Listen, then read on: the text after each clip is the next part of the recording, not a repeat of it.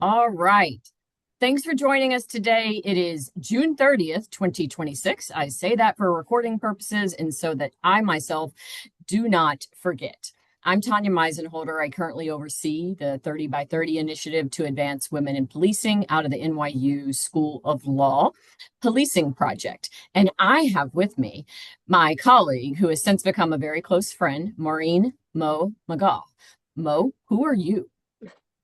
Hi, good afternoon, everyone. Thank you so much for joining us today. I'm Mo McGough. I'm co-founder of the 30 by 30 Initiative to Advance Women in Policing. I'm also on the faculty of the Excellence in Policing and Public Safety program at the University of South Carolina School of Law. Nice to see y'all. Awesome. So before we get started, I just want to mention a couple of things. As noted, this will be recorded. It will be up on our website in about a week from now. Also, at the end of the presentation, we'll have an opportunity for questions, but please don't hesitate to put them in the chat as we move forward. Mo will be responsible for monitoring the chat because I can't certainly do that and push slides at the same time. And we're just really happy to have everyone here today.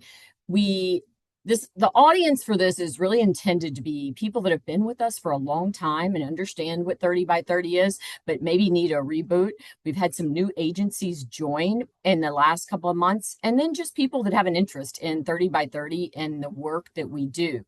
So we'd like to cover three things today. What 30 by 30 is and isn't, and the origins of the work we do, what we've learned over the past 5 years since inception. And actually, I should say before that, Mo will go through the timeline a bit and why this work continues to matter so much and where we see the greatest opportunities and perhaps some challenges as we move forward.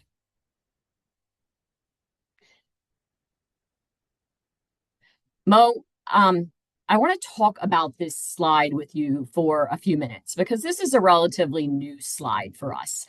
And we always think about the challenge and why 30 by 30 started. But when 30 by 30 first launched, we talked about policing being at a crossroads. The workforce challenges facing agencies look a bit different today. Can you talk about where you were and what has changed? Yeah, absolutely. And I love the opportunity to reflect through this question. So just to sort of orient everyone into sort of the political realities and the operational realities at the time and why 30 by 30 was able to grow as quickly as it was or as it did. So we first really started talking in earnest about both the critical women in policing and also their unique value for improving public safety outcomes at a jurisdictional level around 2019. I was still at the U.S. Department of Justice at the time, approached by good friend and co-founder, Chief Yvonne Roman of the Newark Police Department, who really started to raise awareness about these being national level issues. And we, of course, we had that initial convening. I know a lot of y'all know about that. It was, 100 women from across the country. We really started to get into what are the barriers to inclusion and advancement. But it took us years to really get our arms around the state of the research and to really understand what seemed to work in other industries for making meaningful improvements in gender equity. And then 2020 happened, and there were a few different contributing factors that made the status quo fairly untenable. One of that was, of course, the COVID pandemic and the critical role of public safety in responding to that. And we saw agencies stretched well beyond their limits, even as they were sort of confronting some sort of early iterations of staffing challenges. And then, of course, in May 2020, we had the murder of George Floyd. We had a national level protest that sort of sprung up around that and a growing concern and call for police reform across the country. And so many of those reforms really were calling for changes in police departments at an external level, right? Improvements in oversight, legislative fixes that were, some of which were very promising, some of which were very far removed from the sort of practical realities of policing. And there were very few opportunities for police leaders who wanted to disrupt that status quo, who wanted to respond to some of their community's calls, but didn't necessarily have an opportunity or avenue to do that. 30 by 30 sort of was coalescing at a time where I think police leaders were looking for something different. And we were able to offer something that was completely within the control of a police executive, was grounded in empirical research as opposed to some of the other calls for reform, and that was no low cost and practical. And while I don't think we would ever call ourselves a reform effort, I do think what 30 by 30 promised was a disruption of the status quo that was no longer working in many jurisdictions in this country. And so I think that's part of why you saw so many agencies sign on so quickly. Huge credit to Tanya Meisenholder, who actually was Deputy Commissioner for Equity and Inclusion at NYPD at the time and got NYPD to be one of our founding agencies. And as you all know, when the NYPD does something, it certainly makes a difference in the rest of the country. So I think there were a lot of different factors that we were navigating. And in many ways, I also think we're at a similar crossroads now for very different reasons. I think the advent of AI, sort of the growing sort of fractured political landscape of this country is making it clear that the status quo is unlikely to persist again. And I think 30 by 30 is well positioned to be part of sort of the next evolution of what policing looks like in this country. That's great, Mo. Who was the first agency to join? This is one of my favorite stories to tell. It is Ken Clary of Bellevue, Nebraska. And Ken was a dear friend and colleague at the time. Yvonne and I had worked with him on a couple of projects through NIJ. He was an NIJ lead scholar. And from the very beginning, Ken just understood both the unique value of women and also the critical role that chiefs have to play in doing something about advancing women in policing. And he was a relatively new chief in Bellevue, Nebraska at the time. But he really invested his own personal and political capital to getting in front of this issue and has been one of our strongest allies and most outspoken allies ever since. So huge gratitude to Chief Clary for being the first. I love it. So today, women remain underrepresented in policing, despite their value in building community trust and improving public safety outcomes.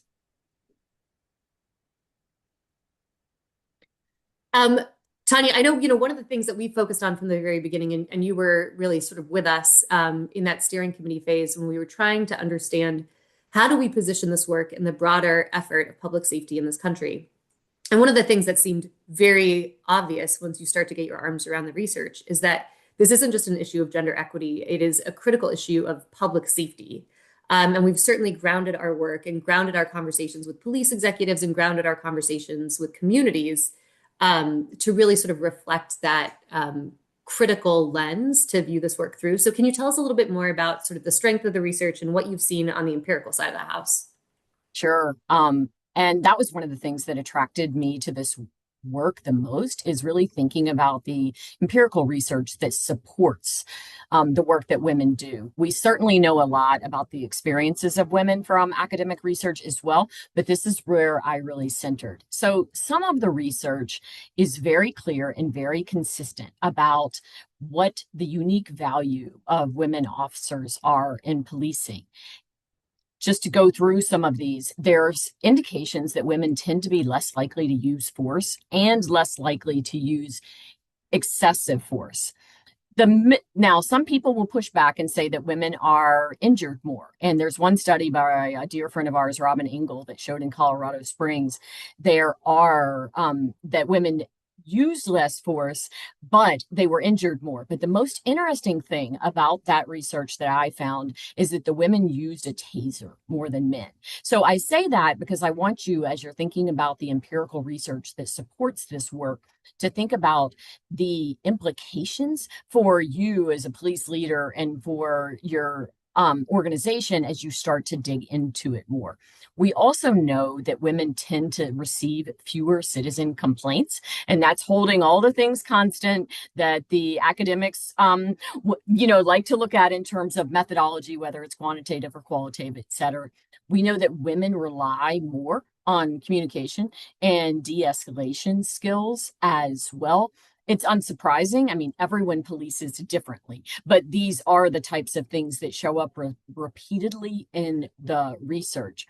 One of the most relevant findings that's really important to Mo and I, not that all of these aren't, is the impact that women officers can have on victims of sexual assault and domestic violence. We find time and time again that the victims and survivors have a higher level of satisfaction and have better outcomes when they deal with women officers. And you might imagine, as most victims and survivors tend to be women, that often they are more inclined to work with the women officer. And besides all of that, and there's additional research that in the analogous industries that talks about the impact on innovation and the diverse workforces, but we also know that women perform just as effectively as men in core policing functions. So there's no difference in how they police day to day, but there is a difference in terms of some of the public safety outcomes that we see. Some of this research is, sometimes criticized in terms of the sample size or only being one location, et cetera, and so on. And so Mo and I are consistently urging our fellow colleagues in the academic space to continue to work on these issues. And let's build the research base around how people police differently, because it's really important for our communities and for our organizations. Mo, anything you want to add there?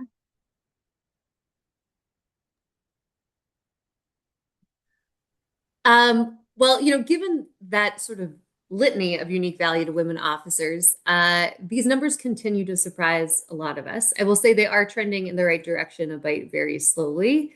And a lot of the data that we have to rely on is actually outdated. There's a bit of a 4 or 5 year lag in these nationally representative surveys. So we don't actually have national statistics that can measure since 30 by 30 has been up and running, though those should be coming out soon. But Tanya, obviously these numbers are a little bit dismal, 14% in sworn officers overall. Only 3% of local police chiefs are women.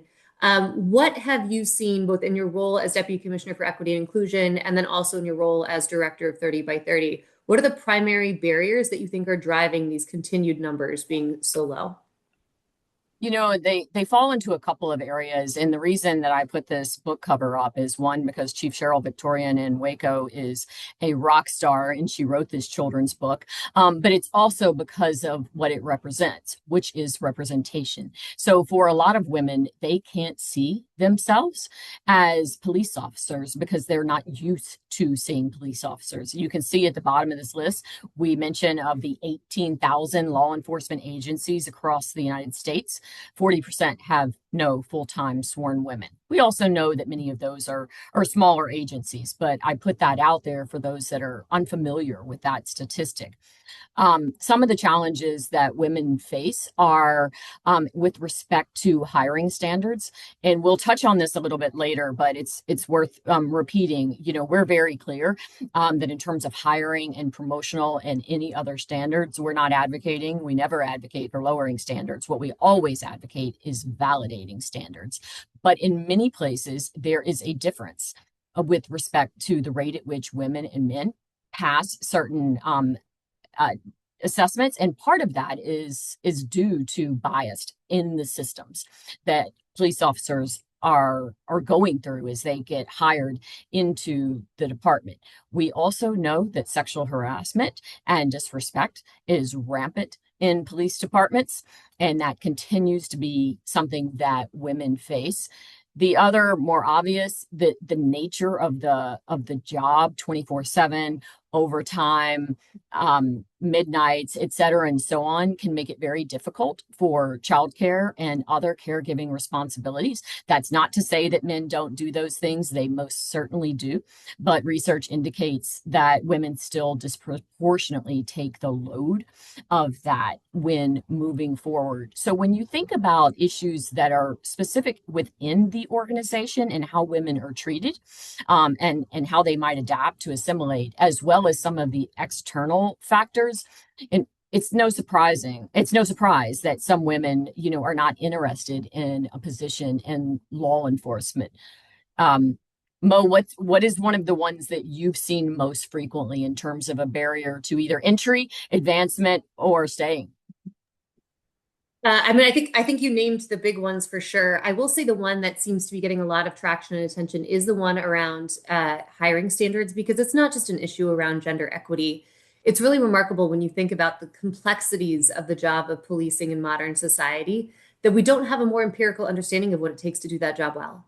And we don't have a more empirical understanding of how to assess whether or not a candidate has those essential skills. So that's a good example of the type of thing where it's not necessarily purely a gender equity issue, but 30 by 30 is really pushing for progress in the national landscape alongside other organizations that are really committed to improving police practice broadly.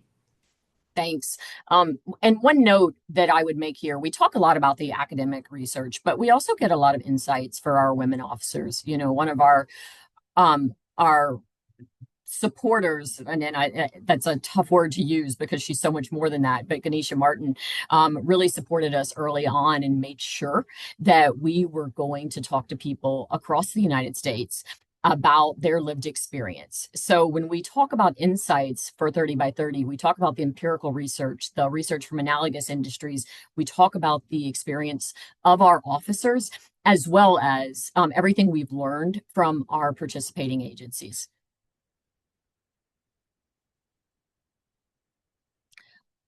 And let's see if I can get to the next slide. Okay, how's that? Well done. Mo, do you mind for a minute? Like, tell us what 30 by 30 is. Sure. So 30 by 30 is basically, it has become a national network and increasingly international, largely of law enforcement leaders, of researchers, of policymakers, of professional organizations, and other sort of aligned institutions that all are sort of coalescing around the one issue, and that is advancing women in policing. And the goal is to not just improve the representation of women. I think it's a common misconception that we're just focused on recruitment. But the last thing we want to do is get a bunch of women in the door into an organization that is not set up to support their success, right? So we certainly look at recruitment, but we also look at improving the experiences of women once they're in an agency, and making sure that they have an equitable shot at not just surviving, but thriving in the profession. One thing that's really important to note is that this is entirely voluntary. So we have over 400 agencies across the country. Like I said, we've got growing international partnerships as well. And that is all people, especially police leaders, raising their hand, saying they're willing to prioritize this issue and using their positional authority to make sure progress is made. I mentioned at the beginning that we sort of took our time to really get our arms around the research and create what's called the 30 by 30 pledge, which is a series of no and low cost actions police departments can start taking tomorrow that we think will improve things, not just again for recruitment, but also retention and promotion of women in the profession. And as Tanya mentioned earlier, it is built largely on the lived experiences and priorities of women who have already walked that walk to make sure that we are honoring them and also learning from them as we walk alongside them. I will tell you honestly, so we called it 30 by 30 because if it matters, you need to measure it. It's important to have a goal, otherwise it likely won't be achieved. And we focused on 30% representation because there's an empirical support for that. So the theory of representative bureaucracy shows that until an underrepresented group reaches 30% in a public institution, they can't actually impact the culture or policies for their benefit, right? So anything under 30%, you have what probably many of you have seen or personally experienced, and that is women doing their best to assimilate, intentionally sort of changing aspects of who they are to seem more like the status quo and whoever holds that majority position in the agency. So 30% is an important number to shoot for. That being said, we also called it 30 by 30 because we thought it sounded a little bit like 3430, and maybe a bunch of people who only watch ESPN might be more likely to engage with us if they felt that like little dopamine hit when they heard it. So there's a little strategy there as well. And if we could do it all over again, we absolutely would not call it that.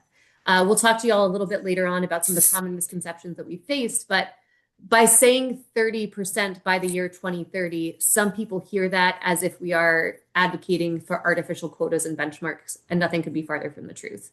I mentioned that pledge. We believe very strongly that when agencies start to get intentional and accurate and inclusive and address bias and make sure everybody's needs are met, you'll naturally see an increase in representation over time. So it was a lesson learned perhaps the hard way, but we're trying to get out in front of it as often as we can. And hopefully our partners, like the people on this call, will help spread that message for us as well. Yeah, thanks, Mo. I often get asked, like, what does it mean to be a participating agency? So you mentioned the pledge, and just for some of you, just awareness, there's two classes or cohorts of 30 by 30. So there's the original, the early adopters that started in 2021 or 2022. And many of those are still with us as we call continuing agencies. They still believe in the work. They're still committed to the work.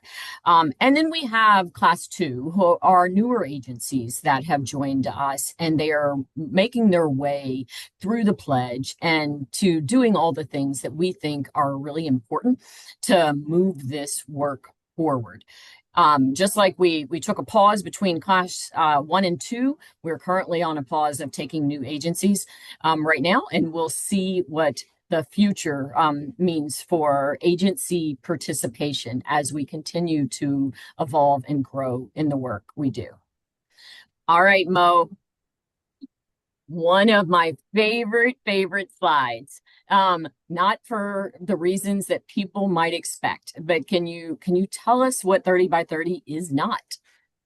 Yeah, y'all, my apologies in advance. This is where the catharsis happens, and where we get to set the record straight about some common misconceptions. And, if you've heard us speak about 30 by 30 at all, you've probably heard this anecdote before. I used to not do the slide at all, or we used to save it for like sort of the very end of a presentation because it just doesn't make sense when you only have a limited amount of time with people to spend time on what you are not doing, right? Like, why not make it really clear about how we're achieving our objectives, focus on the positive.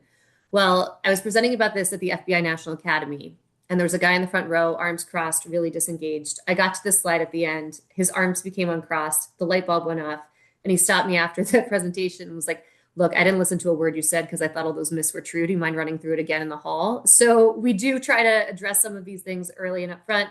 I know that the audience for today's webinar is a lot of friendlies who've been with us from the very beginning, but it doesn't hurt to go through this because just as we hear a lot of the same pushback and misunderstanding of how we're getting things done, we imagine that a lot of people at our participating agencies might hear some of the same things. So we want to make sure we're arming you with the talking points about what the truth is and how we're actually achieving our objectives. So I already mentioned that there's a common misconception that the 30% is some kind of benchmark or required hiring target.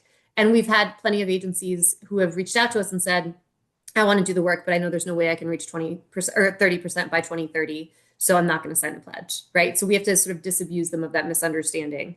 It also sort of sets it up for people to assume that we're encouraging people to just hire women because they're women, and nothing could be farther from the truth. We want people to use accurate hiring standards, and we want inclusive, accurate recruitment materials. That's it, full stop. I just mentioned standards, but that is probably the one where we hear the most common pushback and the loudest voices hop in, and that is to suggest that we are saying that departments should quote unquote lower standards in order to get more women in the door. And we hear that with other underrepresented groups as well. And I think it says something about our society that when we say something like, we need more underrepresented groups at the table, people automatically assume that the standards must be lowered in order to accomplish that. Think about the stereotypes and bias that are inherent in that particular assumption. What we are seeing and what we are sort of intentionally dismantling is that the screens that people have to pass through in order to get access to this job are biased, unintentionally so. It's a profession that's slow to evolve, but they do not accurately capture what it takes to do the job well, which we know from empirical research. So that is what we are advocating for. Improve the accuracy of your assessment, improve the validity of assessments that are used. And we believe, based on the strength of the research that Tanya already talked about, you will naturally see an increase in women and likely other underrepresented groups as well. I mentioned this is not at all about preferential treatment and tokenism, though I do understand why people go here quickly. I'm working on a article with Dr. Kathleen Padilla and really looking at sort of the history of affirmative action and DEI type policies. And there was a time where people believed the right thing to do was to just get more people from underrepresented groups in the door, right? And there have been some efforts at a national level in other industries. There's been efforts in policing in other countries. Some of the earlier consent decrees, for example, you would see quotas that were just about demographic identity. So we understand why there's some pushback there. I also think a little bit of it is unfair and people are unwilling to engage in the factual sort of reality of what it is we're doing and how we're doing it. So it's important for people to be really sort of oriented around the reality of what this work is and what it isn't. The one thing that we hear a lot, which is really fascinating to me, is the allegation that we think men cannot be cops, and we're actually going for 100%. We are going to less than half from when we started almost a decade, but there was still this like belief like, hey, you're coming for our jobs. And like I said, nothing could be farther from the truth. I don't even know what else to say about that other than, nah, we're not doing that. The other thing that I think people hear, and intentionally so, we are certainly in this work for gender equity, but that this is only about women or that this is only going to benefit women. When you look at so much of what we're advocating for in the pledge, when you're looking at so much of what we're doing, especially to improve the experiences in the workplace, it benefits everyone. Some of these issues, especially around supporting parents and caregivers, there are huge impacts.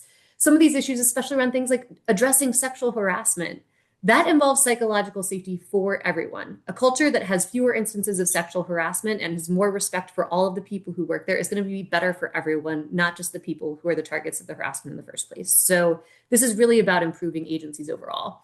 And then lastly, I mentioned this earlier, there's a misconception that we are just focused on recruiting. But again, the last thing we want to do is get a bunch of women in the door in an agency not set up to support their success. So this really is about the entire life cycle of an officer's career. Thank you for this moment of catharsis. We can move on.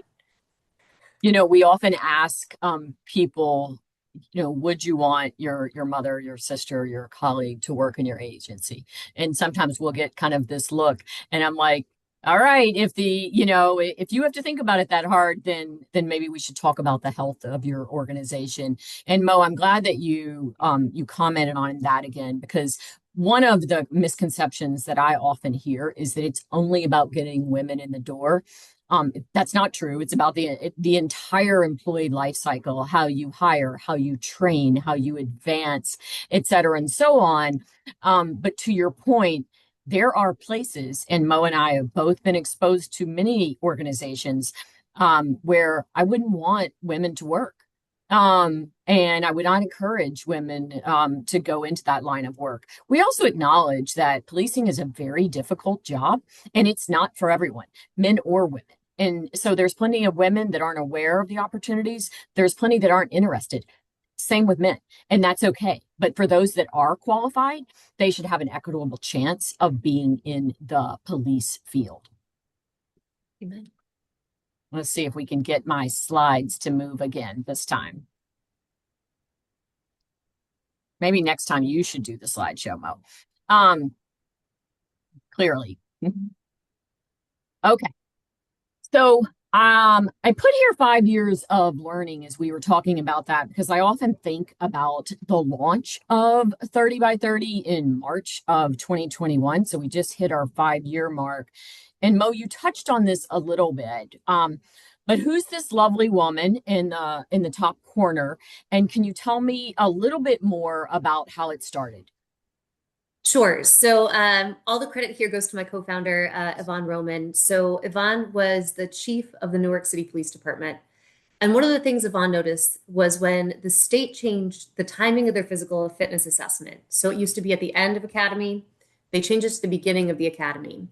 All of a sudden, all of these women were washing out at the physical fitness assessment. And what that indicated to Yvonne was this is an imminently trainable skill. Right after they'd been with us at the academy, they were able to pass. Now they're failing at the beginning. So she started doing two things. First, she started training women who wanted to be police officers in the state of New Jersey in parks. She got a really rapid physical fitness instructor certification. She got a couple other people around her. 6 Saturdays with Yvonne, women were passing the physical fitness assessment. It was a trainable skill, and they were losing women unnecessarily. The other thing Yvonne did is she got some FOIA. She worked with some journalists, got some FOIA requests through, realized it was something that was happening state level in New Jersey, not just in Newark. And she posited that these types of barriers were keeping women out of policing all across the country. So I mentioned Yvonne and I had done a little bit of work together. I was at the U.S. Department of Justice at the time, but she brought it to us at DOJ. And she said to the U.S. Department of Justice, you say you care about equity, you say you care about fairness, and you say you care about data-driven results. How could you not be doing something about this? And it was a point that was really, really well taken. So we joined forces with Yvonne. We held that national convening, and we started to really get serious about an applied practical framework for doing something about this issue, because there were just so many reasons to do it and not a good enough reason not to. So Yvonne has been with us from the very beginning, and is part of why I think we were able to build this with such a credibility and an applied lens from the outset. We obviously have had quite the evolution in 5 years. In some ways, it feels like we just started, and in some ways, I feel like I've been doing this for 40. So I always love to reflect on what 5 years has brought us. But because of how we built this, because agencies are required to report to us in 6-month increments, we've had an incredible opportunity to learn along the way and to just sort of see what seems to work and what seems to matter in order to really make a difference here. One thing I want to mention, because I failed to touch on it adequately during the myth slide, is the role of men in this work. The first year that we talked about this at IACP, you can imagine the attendee list at IACP, largely men, but the room was almost exclusively women. And in many ways, we were preaching to the choir. We were just sort of raising awareness for something that people had navigated their entire career. And as we saw in the representation slide, women only have 3% of police leadership jobs in this country. If this issue is going to be shifted in a sustainable way, it is because men are going to use their positional authority to advocate for change and to actually implement change in their agency. I mentioned Ken Clary as one of our strongest supporters, but we've also had many other men come alongside us along the way. Director Ron Davis was the first leader of a federal agency to sign the 30 by 30 pledge. We had a lot of federal agencies in the prior administration. And he basically just said, I have no idea if we're allowed to do this, but it's the right thing to do, and we're going to figure it out along the way. And that allowed all the other agencies to also figure it out along the way, though I know that the staff was a little bit panicked in figuring out how to do this well and right, but we figured it out together. And then, of course, we've got Rich Johnson, who's the first chief to sign in Canada and is now a huge proponent of 30 Forward. So I think if I had to sort of summarize the 5 years of learning, this work is eminently doable, right? We've got the data to prove it. 28% increase in the representation of women recruits in our participating agencies. We've got a coalition of over 400 law enforcement leaders across the country who are still, despite shifting political landscapes, willing to prioritize this issue. And we have every reason to be hopeful about the future, despite the fact that it's been a couple of tough years. So I know we've got a lot of longtime folks on this webinar with us today, and just a huge testament to everyone's commitment that we've gotten this far.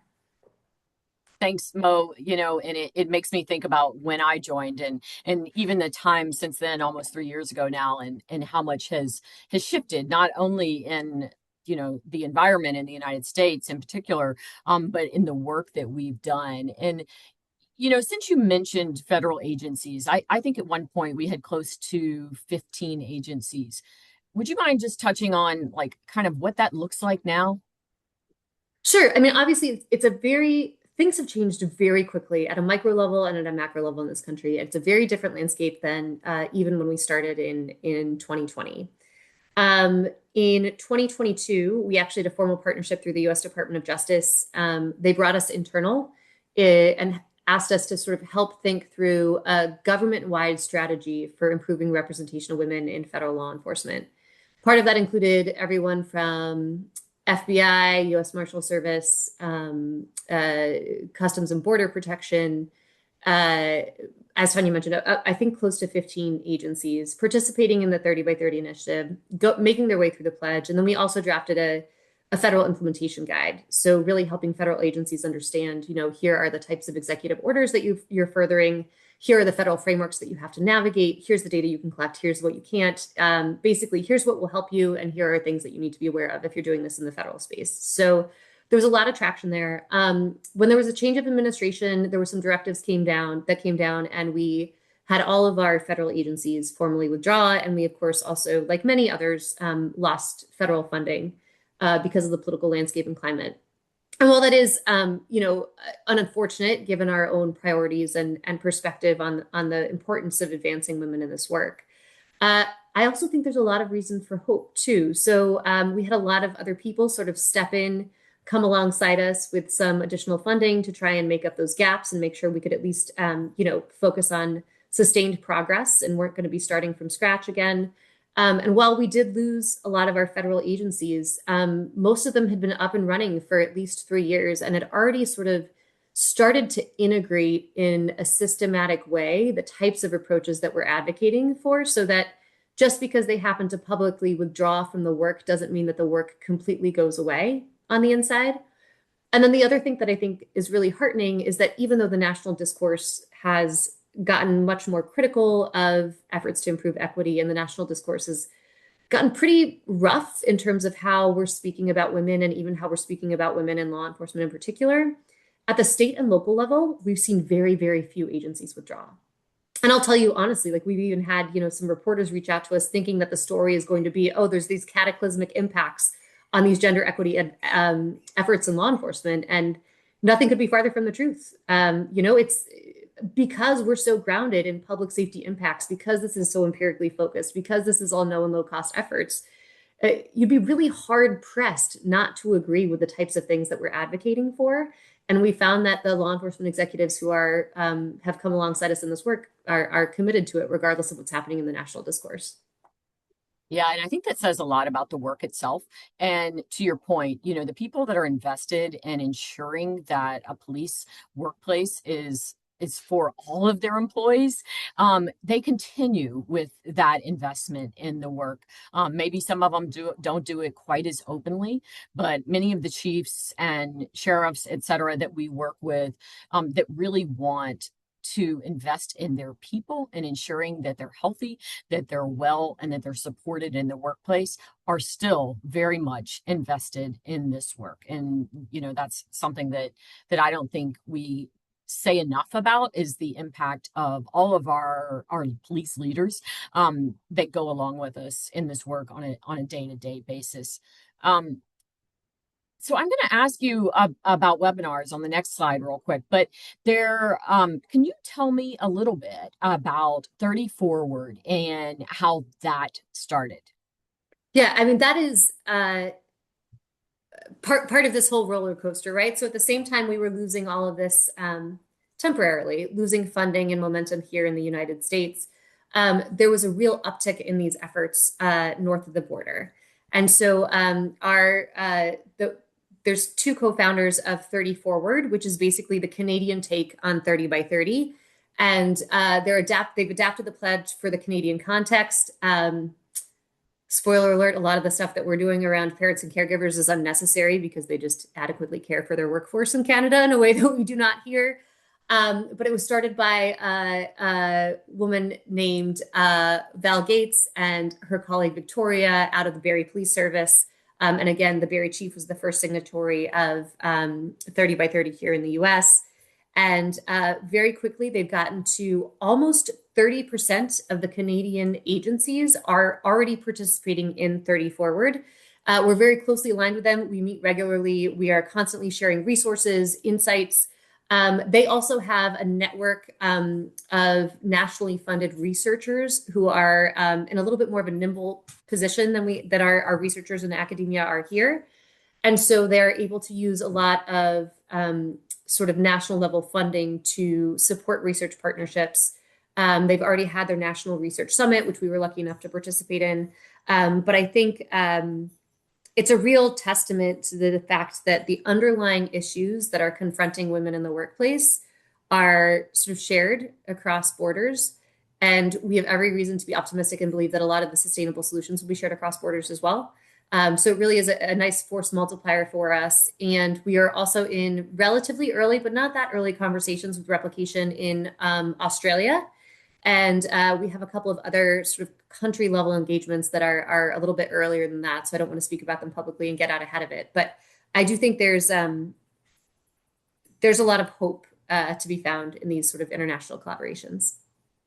And one of the things that I want to point out is that 30 by 30 is very much focused on systems. So oftentimes we talk about many of the partnerships that we have. So whether it's the National Association of Women Law Enforcement Executives or Women in Federal Law Enforcement, I could go down the list. There's a litany of them. They are member organizations, and we work very closely with a number of organizations. But whereas they're focused on individuals and members, we are focused on systems and really thinking about how we can change systems in order to modernize the police workforce.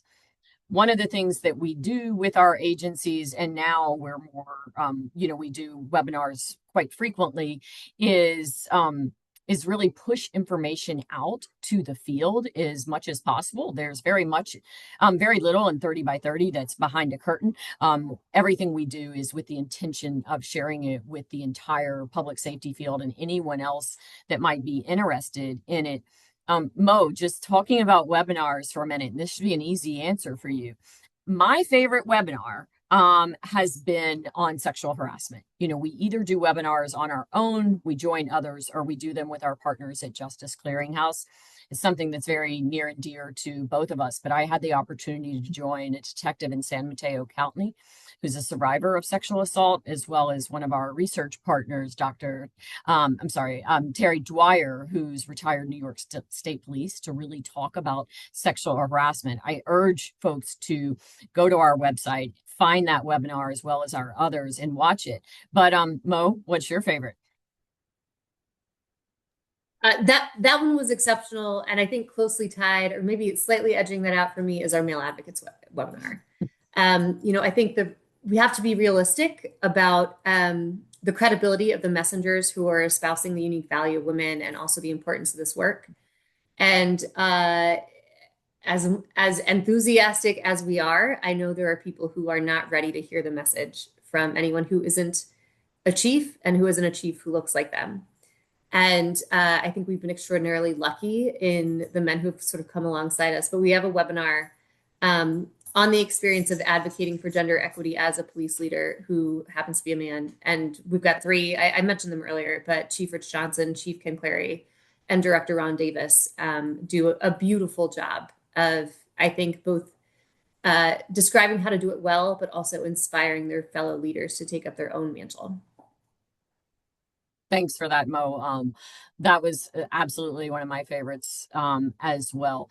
On the last slide, I had a picture of our impact report. So in March of 2025, we put out our impact report that talked about what we had accomplished over the past 4 years, what our agencies had done, where they were taking action, and what we had seen. And, a couple of things that I'll point out with respect to that is first and foremost, of our agencies that joined early and stayed with us for the first 2 years, we saw a 28% increase in the recruitment of women officers.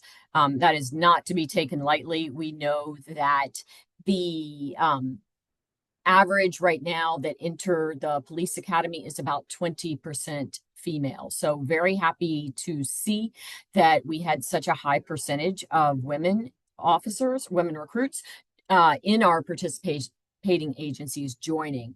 Some of the other things that we've seen from our agencies, we've seen tremendous changes in recruitment. Not only the messages that agencies are sending out, but the images, how they represent women, and where they are going to recruit. So, 30 by 30 can't necessarily take credit for all of this, given everything that's happening in the broader landscape. But we know from the feedback we get from our agencies that many have been very, very intentional about spreading their outreach. We know, police officers are often sought after at criminal justice colleges and the military, and that's really important. But there's a whole group of people that you may be missing if you're too narrow in your recruitment efforts. One of the things that we really push strong on is the collection of data. If you don't have the data, you can't measure it, as to Mo's point early on. And if you want to look at your hiring process, for instance, and see where everyone is falling out along the way, whether it's your background, whether it's your psychological, your physical, et cetera, and so on, you need data to be able to determine where those points are. And we've seen a number of our agencies who've become way more intentional about the collection and analysis of their data, and then actually doing something about that data. I also will just raise retention here for a minute. We've done some work with RTI and Dr. Jen Rainier in particular, and the agencies that we worked with, many of them were not collecting exit interview data. And those that were collecting it were not using it as an agency. So thinking about all of the places that you have data and who's selected for opportunities, who gets promoted, et cetera, and so on. So a lot of work in that space.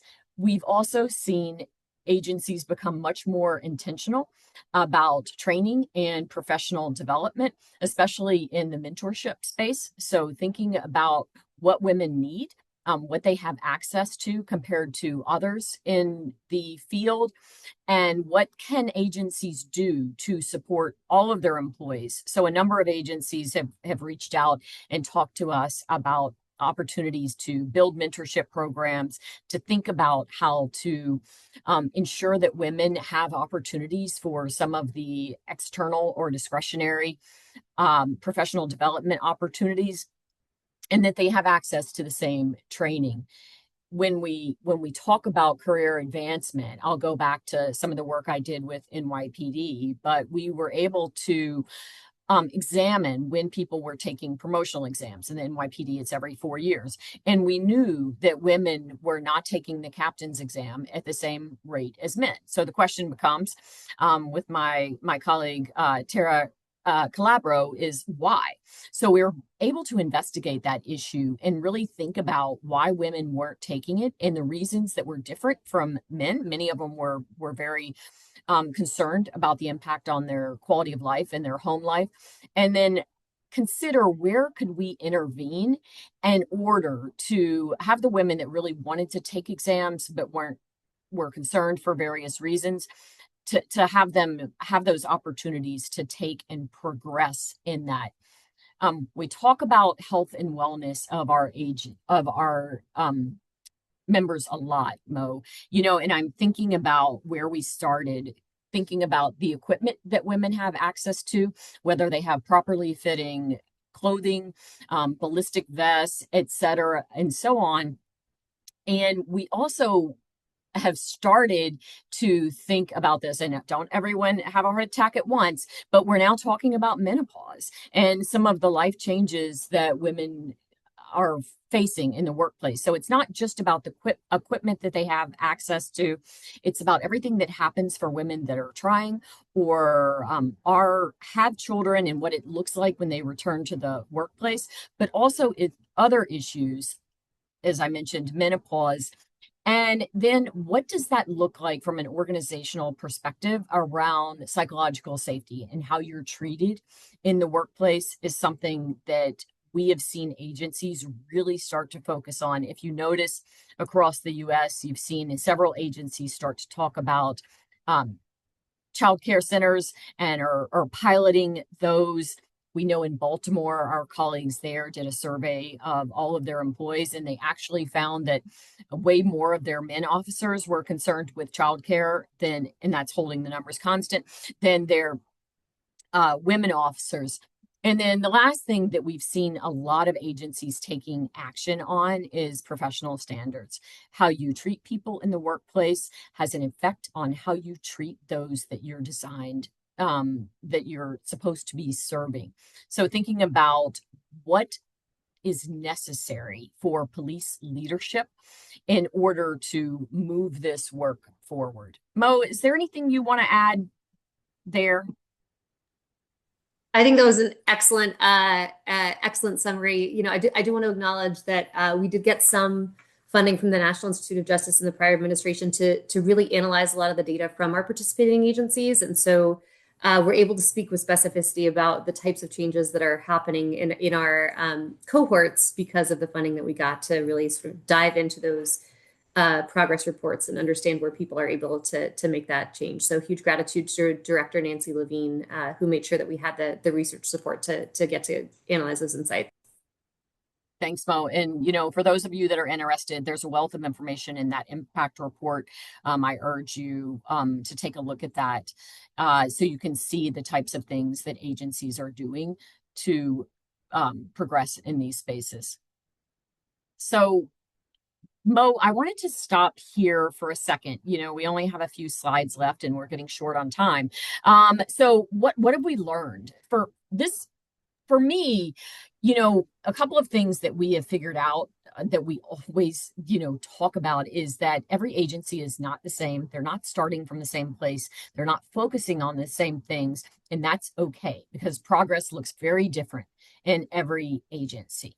We also know that very small things can have a huge impact on the people in the workplace and what that looks like. To your point, many improvements that we're talking about, they benefit the entire workforce, not just women.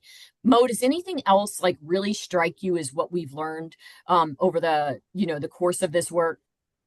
Yeah, I mean, if I had to distill it down to one point that I would really elevate, I believe strongly in the pledge, right? Like we've done some work, we've since had some literature reviews commissioned. Like we've really sort of crosswalked what we advocate for in the pledge with what empirical research suggests is important. And I think the outcomes we've seen in our participating agencies with the average 28% increase sort of speaks volumes there. And I think the pledge can imply that this work is more complicated than it is. I think everything in there is good to pursue if you've got the right resources and support and political climate and the right leadership to support it. Like, absolutely, you should pursue it. And I think the thing that has made the most difference is vocal commitment from agency leadership, right? If you have a chief who's willing to stand in front of their community and stand in front of their workforce and say, I acknowledge that this is not a profession that was built by and for women, and without some intentional work on my part, it is going to probably be biased against them and probably not meet their needs. We've seen in some of our agencies, like those types of messages, they don't just result in an improvement in representation of women, it's an improvement of ability to recruit overall, because people want to work in an organization for a leader that is that conscientious and is that intentional about meeting the needs of their workforce. So I would say a big takeaway is the pledge matters. I think that aspects of things that we advocate for in the pledge are the right ones to pursue. And at the same time, if you are a chief, be vocal and be committed. And I think you'll see gains across the board. Thanks, Mo.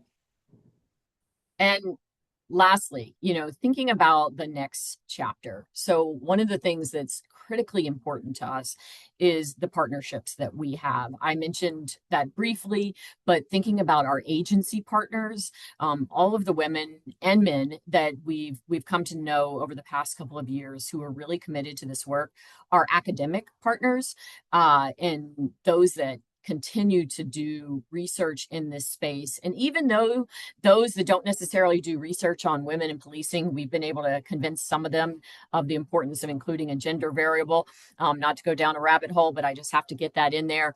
And then really thinking about innovation. Mo mentioned, AI, and who would have said 5 years ago that we would be where we are now with respect to policing. So, partnerships, innovation, curiosity, that all like is really an umbrella over the work that we're doing and drives us. But Mo, could you center, just as we start to wrap up, kind of these 3 really priority areas for us and where we're going?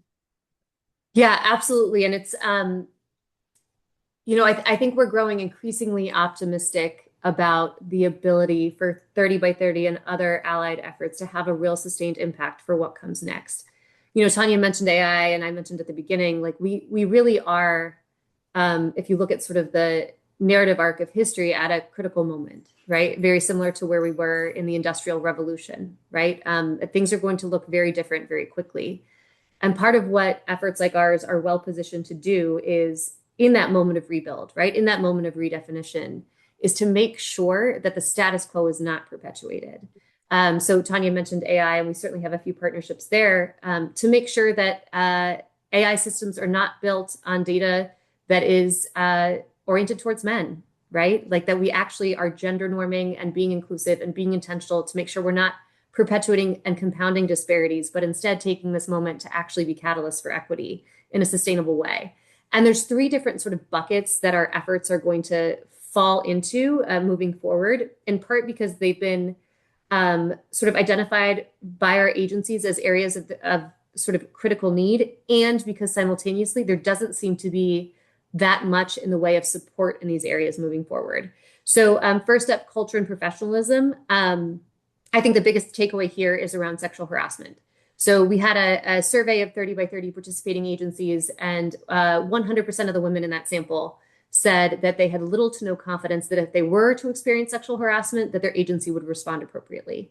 And unfortunately, there is not a sense of what good looks like in police departments, both for prevention, training, but also reporting, investigations. And we have some sort of growing partnerships with other industries to figure out what can we import into the policing space and make sure we are improving the culture and improving the standard for professionalism for what it means to be a police department in this country. Workforce development, that's a large umbrella that falls over so much of our work, but it's some of the standard stuff we were talking about earlier, right? Just this basic lack of empirical support for what knowledge, skills, and abilities are associated with doing these jobs well, from entry into the profession through promotion. How do we assess that? How do we prepare people from a professional development standpoint to step into those leadership roles moving forward?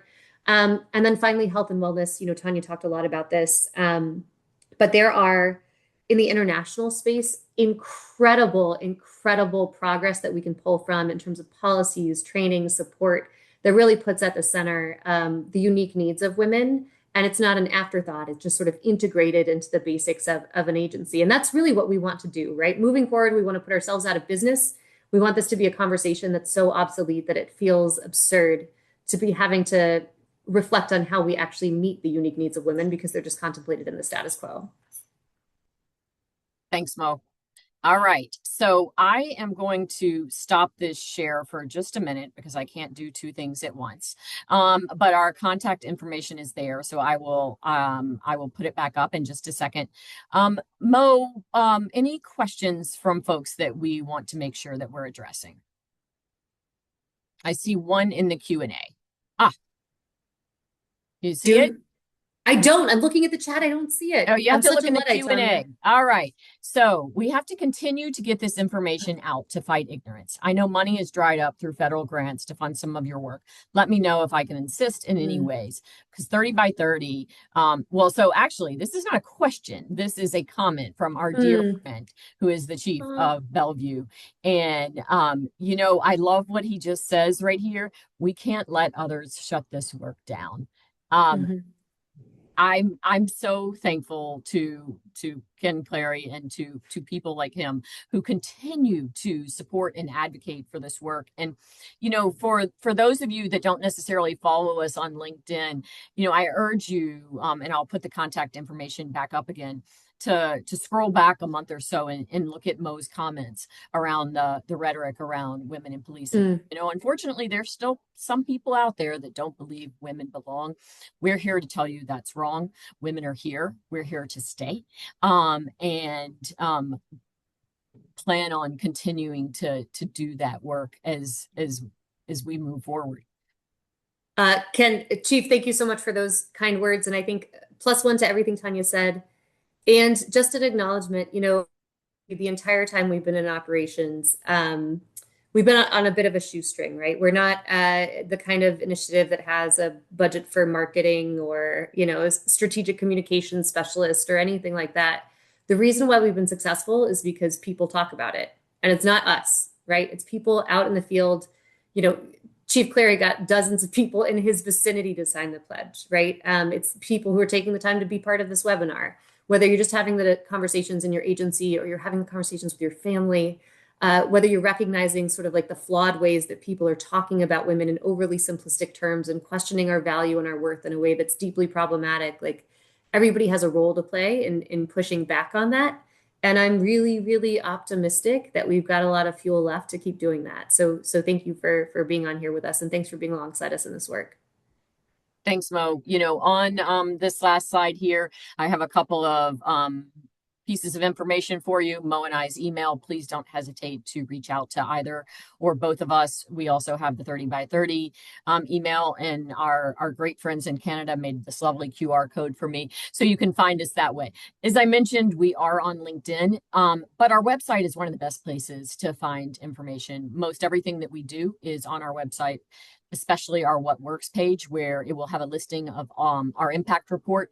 There's a number of Police One articles that we have recently authored, as well as our webinars and other information that you might find useful. The last thing I will say is, don't hesitate to reach out to us. Even if you are not interested in being a 30 by 30 agency, and that's fine, but you're interested in the work, we love to engage and to meet new people and to build our networks and to think about how to change and improve policing for everyone that wants to be a part of it.